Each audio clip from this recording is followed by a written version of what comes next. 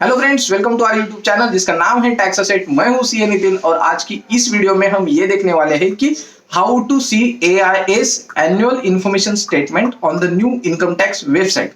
पहले फ्रेंड्स ये समझ लेते हैं कि एआईएस मतलब होता क्या है। So friends, AIS stand for annual information statement.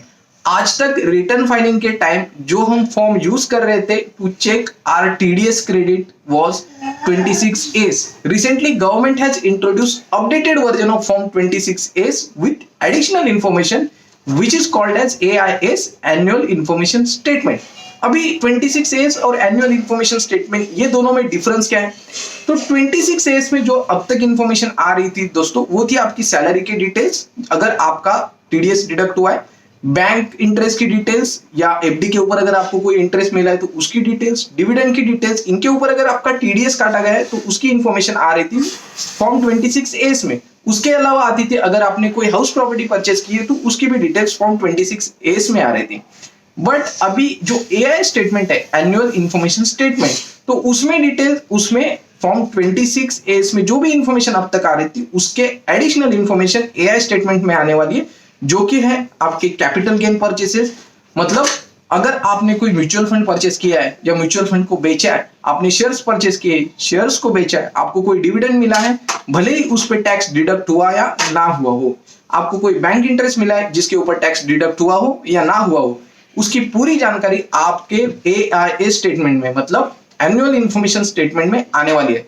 तो फ्रेंड्स, अगर आप आपका रिटर्न अभी फाइल कर रहे हो तो इट इज एडवाइजेबल कि आप आपका जो एआई स्टेटमेंट है आपके इनकम टैक्स के पोर्टल पे, उसे आप एक बार देख लीजिए। बिकॉज इसे हो सकता है कि कोई इनकम ऐसा हो जैसे कि बैंक इंटरेस्ट जिसकी जानकारी आपको नहीं हो, बट आपका वो इंटरेस्ट आपके एआई स्टेटमेंट में रिफ्लेक्ट होता हो, जो कि फॉर्म 26As में अभी नहीं आ रहा है बिकॉज उसके ऊपर टैक्स डिडक्ट नहीं हुआ है।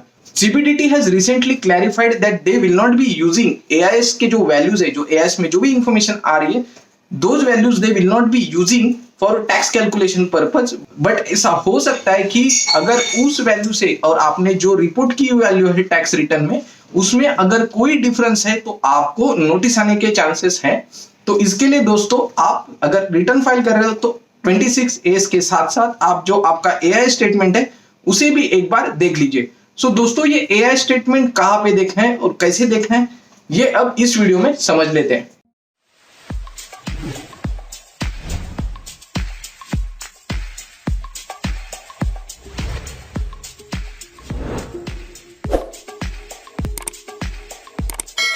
फ्रेंड्स, आपको इनकम टैक्स के पोर्टल पे लॉगिन करके लेना है। लॉगिन करने के बाद ये सर्विसेज का जो ऑप्शन है, टैब, सर्विसेज का जो टैब है, उसमें ये एनुअल इंफॉर्मेशन स्टेटमेंट करके ये ऑप्शन रहेगा, इसके ऊपर आपको क्लिक करना है। उसके बाद ये प्रोसीड पे क्लिक करना है। उसके बाद आपको रीडायरेक्ट किया जाएगा कंप्लायंस पोर्टल पे। सो कंप्लायंस पोर्टल पे आप जब रीडायरेक्ट होगे तब आपको यहाँ पे एआई स्टेटमेंट दिखेगा। यहाँ पे है इंस्ट्रक्शंस टैब, उसके बाद एआईएस और एक्टिविटी हिस्ट्री। तो आपको एआईएस पे क्लिक करना है। एआईएस पे जब आप क्लिक करोगे तो आपको ऐसे एक टैक्स पेयर इन्फॉर्मेशन समरी और यहाँ पे रहेगा एनुअल इंफॉर्मेशन स्टेटमेंट, और यहाँ पे आपका फाइनेंशियल ईयर रहेगा। आपको ये जो फाइनेंशियल ईयर है 2021, यहाँ पे एक ही, आप अभी फिलहाल एक ही फाइनेंशियल ईयर आपको यहाँ पे मिलेगा, बिकॉज ये दिस ईयर ही इंट्रोड्यूस हुआ है। तो फाइनेंशियल ईयर 2021 एक ही ईयर यहाँ पे रहेगा, तो इसे आपको सिलेक्ट करना है। उसके बाद आपको पेयर इन्फॉर्मेशन स्टेटमेंट, इस पे ऊपर आपको क्लिक करना है। इसे क्लिक करने के बाद आपको यहाँ पे आपका परमानेंट अकाउंट नंबर, देन नाम, उसका date of birth, email address, आपका मोबाइल नंबर, आपका एड्रेस यहाँ पे दिखेगा। उसके अलावा फ्रेंड्स, आपके इनकम की पूरी इंफॉर्मेशन, आपकी सैलरी, आपका डिविडेंड अगर मिला है तो dividend, interest from saving bank, interest from deposit, interest from income tax अगर कुछ रिफंड मिला है आपको, सेल ऑफ सिक्योरिटीज और units of mutual fund during the financial year, अगर आपने जो भी सिक्योरिटीज या म्यूचुअल फंड्स के यूनिट्स जो बेचे उसकी इंफॉर्मेशन यहाँ पे मिलेगी। आपने अगर कोई इमूवेबल प्रॉपर्टी जैसे कि हाउस अगर आपने परचेस किया है तो उसकी इंफॉर्मेशन आपको यहाँ पे मिलेगी। आपने अगर कुछ एफडीज वगैरह बैंक में रखे हुए हैं तो उसके ऊपर का जो इंटरेस्ट रहेगा उसकी इंफॉर्मेशन आपको यहाँ पे मिलेगी। उसके अलावा आपको मिलेगा अगर आपने कुछ सिक्योरिटीज या म्यूचुअल फंड्स अगर आपने ड्यूरिंग द फाइनेंशियल ईयर अगर बाय किए होंगे तो उसकी इंफॉर्मेशन भी आपको यहाँ पे मिलेगी। सो अभी ये इंफॉर्मेशन को दोस्तों डिटेल में कैसे देखना है, अगर यहाँ पे डाउनलोड पे क्लिक करके आप इसे पीडीएफ में भी डाउनलोड कर सकते हैं। सो अभी देखते हैं दोस्तों annual information summary. Annual information statement में पार्ट ए में आपकी जो भी इंफॉर्मेशन रहेगी, जैसे कि आपका नाम, पैन नंबर, आपका एड्रेस, ईमेल आईडी। ये जो पार्ट बी है इसमें आपको आपकी पूरी अदर इन्फॉर्मेशन मिलेगी, जैसे कि आपकी सैलरी की इन्फॉर्मेशन यहाँ पे मिलेगी। उसके अलावा आपकी डिविडेंड मिला है तो डिविडेंड की इन्फॉर्मेशन फ्रेंड्स यहाँ पे मिलेगी। अगर ड्यूरिंग द ईयर आपने हाउस प्रॉपर्टी परचेस की है तो उसका डिटेल्स दोस्तों यहाँ पे आपको मिलेगा। फ्रेंड्स जो दूसरा टैब रहेगा वो है एसएफटी इन्फॉर्मेशन। एसएफटी मतलब होता है दोस्तों स्पेसिफाइड फाइनेंशियल ट्रांजैक्शन।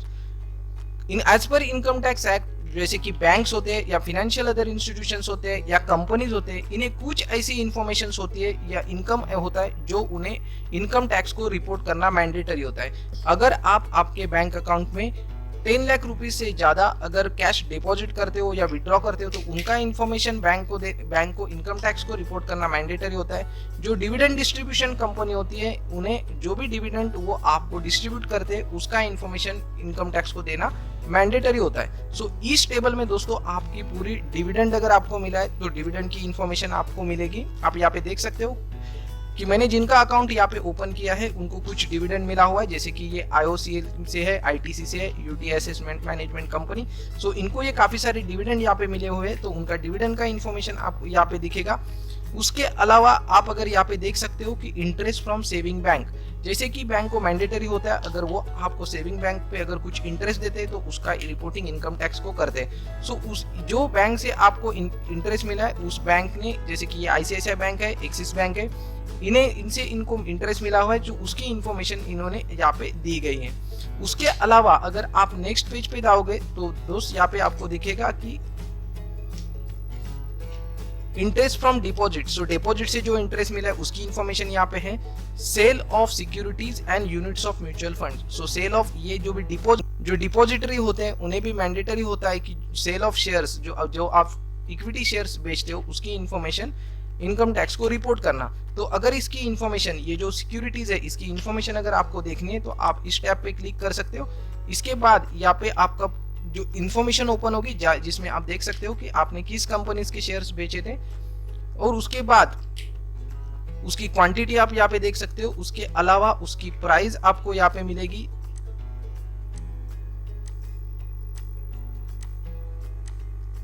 उसकी प्राइस आपको यहाँ पे मिलेगी। यहाँ पे दोस्तों आप देख सकते हो कॉस्ट ऑफ एक्विजिशन या फेयर मार्केट वैल्यू, इसकी पूरी जानकारी दोस्तों यहाँ पे मिलेगी। उसके अलावा अगर आप अगर आपने म्यूचुअल फंड्स बेचे तो उसकी भी इंफॉर्मेशन यहाँ पे मिलेगी। उसके बाद दोस्तों जो सेकेंड टैब होगा वो है payment of taxes. So during the year अगर आपने किसी का TDS काटा है उसकी इंफॉर्मेशन यहाँ पे मिलेगी। अगर ड्यूरिंग द ईयर आपको कुछ रिफंड मिला है या आपसे कुछ डिमांड, इनकम टैक्स की कुछ डिमांड है तो उनकी इंफॉर्मेशन यहाँ पे मिलेगी। अदर इन्फॉर्मेशन में दोस्तों अदर जो भी इंफॉर्मेशन इनकम टैक्स के पास आपकी है उसकी इंफॉर्मेशन दोस्तों अदर इंफॉर्मेशन में आपको मिलेगी। तो इस तरह दोस्तों आप आपका फॉर्म AI स्टेटमेंट है कुछ आप देख सकते हो। सो फ्रेंड्स अभी हमने देखा कि AI स्टेटमेंट में आपको किस तरह की इंफॉर्मेशन मिलेगी। अगर कोई इंफॉर्मेशन आपके AI स्टेटमेंट में है जो फॉर्म 26A में नहीं है और ये इंफॉर्मेशन अगर आपके पर्टेनिंग नहीं है तो इसे आप रिजेक्ट भी कर सकते हो। तो उसका आपको कैसे रिप्लाई देना है, तो उस इंफॉर्मेशन पे आपको क्लिक करना है। जैसे ये डिविडेंड है उसके ऊपर मैंने क्लिक किया हुआ है। उसके बाद आपको यहाँ पे फीडबैक सेक्शन दिखेगा, उसमें आपको ये ऑप्शनल करके एक बॉक्स दिखेगा, इसके ऊपर आपको क्लिक करना है। आप जैसे उस पर क्लिक करोगे उसका ये पूरी इंफॉर्मेशन यहाँ पे एक पूरा पेज ओपन होगा। उसके बाद यहाँ पे कुछ ड्रॉप डाउन्स रहेंगे जहाँ पे आपको कुछ ऑप्शंस दिए जाएंगे। Information is correct, information is not taxable, information is not fully correct, information relates to other PAN. अगर ये इन्फॉर्मेशन इनकरेक्ट है तो आपको ये इन्फॉर्मेशन नॉट फुल्ली करेक्ट या इन्फॉर्मेशन इज डिनाइड, इस टैब को आपको सिलेक्ट करना पड़ेगा।